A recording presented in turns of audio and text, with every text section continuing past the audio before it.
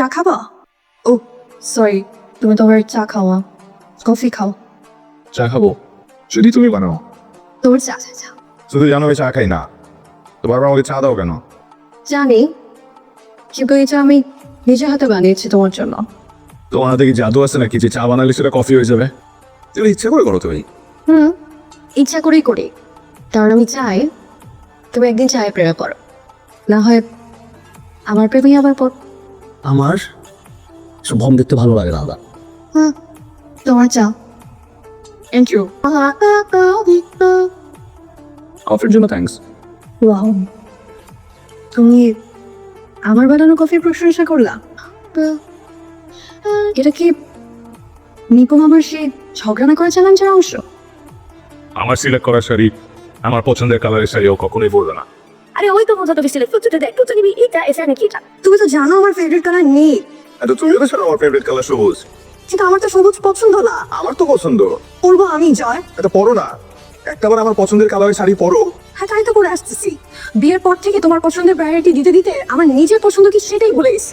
বিয়ে এই আবার কোন দিকে গেলি? আর আমার পছন্দ করা শাড়ি ওর পছন্দ হবে না। ওর পছন্দের রং নীল, নীল কালার একটা শাড়ি নিয়ে নেওয়া। শুধু শুধু আমাকে জিজ্ঞেস করতেছিস। দোস্ত, তো ফেভারিট কালার কি? তুই জানোস না আমার ফেভারিট কালার নিও? হ্যাঁ, জয় বলতে ব্লু শাড়ি নে। জয় বলতে তোকে ব্লু শাড়ি নিতে। মা কি সবুজ কালার শাড়িটা দাও। সবুজ কেন? যারা তোকে নিয়ে নিতে বললো, আবার এটা নিয়ে ঝগড়া করতে। জয় বলছে নিয়ে নিতে, কিন্তু জয়ের ফেভারিট কালার সবুজ, তাই সবুজ নিচ্ছি। আমার সবুজটাই দেন, সবুজটা সুন্দর। তুমি আমার শাড়ির কুচি ঠিক করে দিচ্ছ?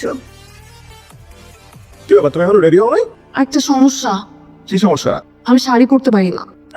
শাড়ি পরতে পারি না। তুই তো বাসিরিতে সবসময় শাড়ি পরে আসতা। তখন তো আম্মু পরাই দিত।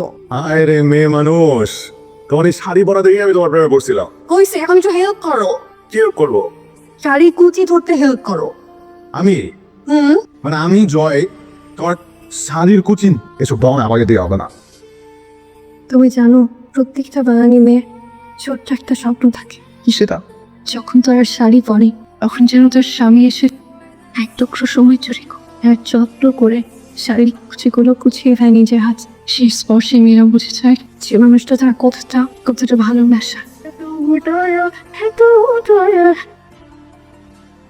আমার কাছে মনে হয় ডিভোর্স কোনো সলিউশন না। যদি সলিউশন খুঁজতে হয় তাহলে সবার আগে নিজেকে বদলাতে হবে। একটা সংসার করতে পারে না, দুজন মানুষের 50-50 কন্ট্রিবিউশন একটা সংসার হয় না। দুজনকে ছাড় দিতে হয়, দুজনকে কম্প্রোমাইজ করতে হয়, অনেক ছোটোখাটো ভুল মেনে নিতে হয়, যেটা আমি করি নাই। আমি চাইলেই পারতাম অনেক ছোট ছোট ফুল করে এড়িয়ে যেতে, অবনীও চাইলে পারতো অনেক ছোট ছোট ফুল ওয়াফ করে দিতে। আমার পছন্দের রং সবুজ, কিন্তু আজ পর্যন্ত আমি আমি সবুজ রঙে শাড়িতে কখনো অবনীকে দেখতে পাইনি। কারণ অবনীর প্রিয় রঙ আমার পছন্দ কফি। আমার খুব ইচ্ছা আমি আর অবনী মিলে বারান্দায় বসে কফি খেতে খেতে ঝুম বৃষ্টি দেখব, কিন্তু সেটাও হয়নি। কারণ অবনীর পছন্দ চা।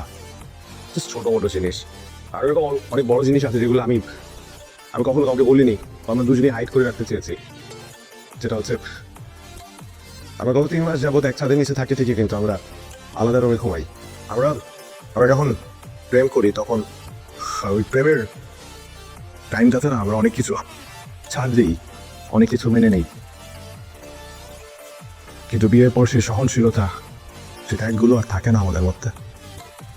আমরা একটা ডিফারেন্ট মানুষ হয়ে যাই।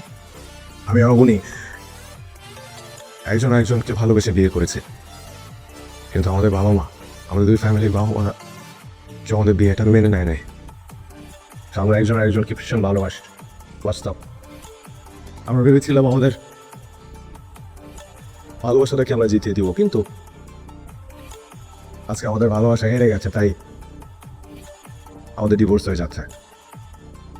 তাই সবাইকে একটা রিকোয়েস্ট করবো, জীবনে এত বড় একটা সিদ্ধান্ত নেওয়ার আগে একটু বুঝে শুনে নেবেন, যাতে করে আমাদের মতো পরিণতি আপনাদেরও না হয়। তাহলে আমিও কিছু কথা বলতে চাই। ভালোবাসায় যত্ন থাকতে হয়, না হলে আমাদের মতো এইভাবে বিচ্ছেদ হবে সবার। আমি আর জয় যখন প্রেম করতাম, আমার পছন্দের সব থেকে বেশি গুরুত্ব দিত জয়।